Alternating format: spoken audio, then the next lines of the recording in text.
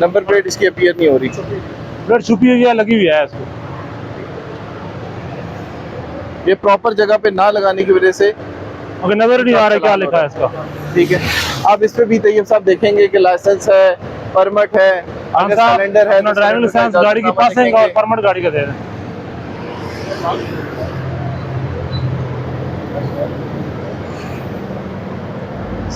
Cylinder लगा हुआ है, बाबा जी से पूछे।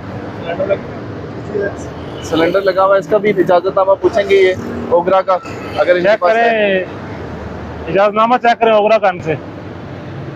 किधर लगे हुए डिक्की में, किधर चेक करो। आ जाए, हाँ जी।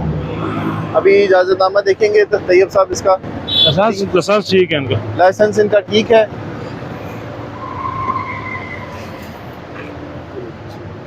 इसका देना वो लेटर जो होता है इजाजतनामा ओगरा का। ये सिलेंडर लगा हुआ है, अभी सिलेंडर का दिखाएंगे लाइसेंस इसका ओगरा का। लाइसेंस चेक करें।